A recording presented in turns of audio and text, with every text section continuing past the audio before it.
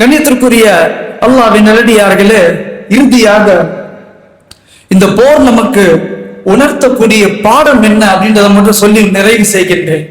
இந்த போர் நமக்கு உணர்த்தக்கூடிய பாடம் என்னவென்றால், ஒரு கூட்டம், ஒரு சமுதாயம் அவர்கள் வலிமையாக இருக்க வேண்டும், வலிமையாக இருக்க வேண்டும், சக்தி வாய்ந்த கூட்டமாக இருக்க வேண்டும் என்றால் அந்த கூட்டம் சர்வதேச ஒற்றுமையாக இருக்க வேண்டும். அந்த கூட்டம் சர்வதேச அளவில் ஒற்றுமையாக இருக்க வேண்டும். நான் சொல்ற வார்த்தையை நல்லா கவனிக்கணும்.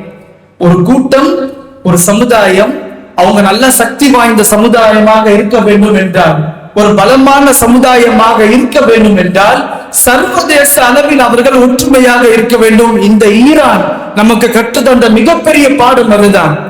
நம்முடைய கொள்கைக்கு அப்பாற்பட்ட ஒரு கொள்கை தான் ஷியாக்களுடைய கொள்கை. நான் ஏற்கனவே சொல்லியிருக்கேன், அவர்களுடைய கொள்கையிலும் நம்முடைய கொள்கைக்கும் பெரிய வித்தியாசம் இருக்கு, மிகப்பெரிய வித்தியாசம்.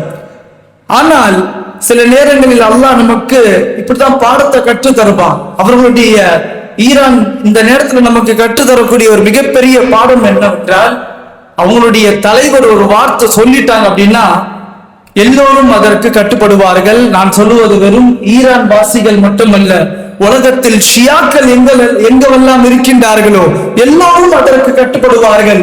ஈரான்ல அவர்களுடைய சுப்ரீம் லீடர் ஒரு வார்த்தை சொல்லிவிட்டால் காஷ்மீரில் இருக்கக்கூடிய ஷியாக்கள் அதற்கு கட்டுப்படுவார்கள். எங்க தலைவர் சொல்லிட்டாரு, எங்களுடைய தலைமை அங்கிருந்து இந்த செய்தி வந்துருச்சு, நாங்கள் கட்டுப்படுகின்றோம், அவ்வளவுதான். அந்த கட்டுப்படக்கூடிய ஒரு தலைமைக்கு கீழ் இருக்கக்கூடிய அந்த சிந்தனையை, ஒரு நல்ல சிந்தனையை இவர்கள் நமக்கு ஏற்படுத்தியிருக்கின்றார்கள். இவ்வளவு நாள் ஆச்சு.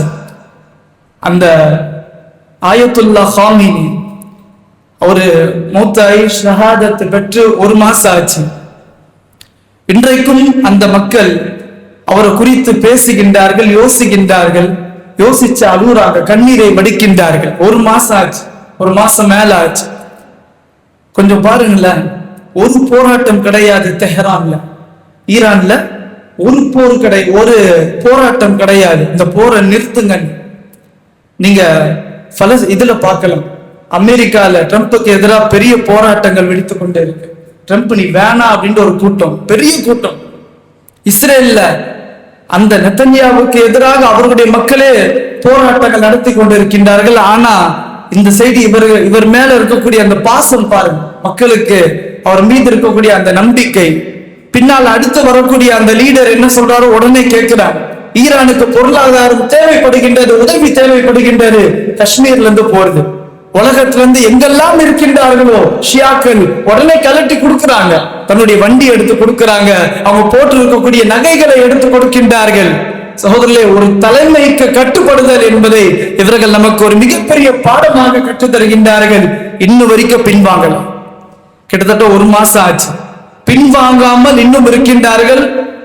அவர்களை பார்க்க போகும்போது ஒரு சின்ன நாடுதான் அமெரிக்கா. இஸ்ரேலை பார்க்க போகும்போது இந்த நாடு என்பது கொஞ்சம் சின்னதுதான். ஈரான் என்பது அவ்வளவு பெரிய பலம் எல்லாம் கிடையாது, சர்வாதிகாரி தான். இருந்தாலும் இவர்களுக்கு நிகராக கிடையாது. இருந்தாலும் 1 மாத காலம் தாக்கு பிடிச்சு நிக்கிறாங்க அப்படின்னா அவர்களுடைய அந்த வரலாறு தான். ஹுசைன் ரலியல்லாஹு அன்ஹு, இந்த கர்பலாவுடைய சம்பவம் எனக்கு நினைவுக்கு வருது. தஜ்லா என்று சொல்லக்கூடிய அந்த ரிவர், அந்த நதிக்கு வந்துட்டாங்க. அஹ்லே பைத் ரசூலுல்லாஹுடைய குடும்பத்தார்கள், ஹுசைன் அவர்களும் குடும்பத்தார்கள் எல்லோரும் வந்து விட்டார்கள். தண்ணீர் தரக்கூடாதுன்னு சொல்லிட்டாங்க, தண்ணீர் தரமாட்டோம், அப்படியே சுத்தி போட்டுட்டாங்க, முற்றுகையிட்டு விட்டார்கள். அப்போ ஹுசைன் ரலியல்லாஹு கேட்கிறாங்க, என்ன நாங்க போர் செய்ய வரலையே, நாங்க போர் செய்ய வரவில்லை. ஹுசைன் ரலியல்லாஹு சொன்ன அதே வார்த்தை இன்று இவர்கள் சொல்லுகின்றார்கள், நாங்கள் போர் செய்ய வரவில்லை, சமாதானத்துக்காக தான் வந்தோம். ஒருவேளை போருக்கு நீங்கள் அழைத்தால் நாங்கள் பின்வாங்க மாட்டோம். ரசூலுடைய குடும்பம் நாங்கள், அஹ்லே பைத் ரசூலுடைய குடும்பத்தார்கள் போருக்கு பயந்து ஓட மாட்டார்கள். இன்னைக்கு இவங்களும் அதான் சொல்றாங்க, நாங்க யாரையும் தாக்க மாட்டோம், யாராவது தாக்கினால் அதை நாங்கள் ஏற்க மாட்டோம், யாராவது தாக்கினால் அதை நாங்கள் ஏற்க மாட்டோம்.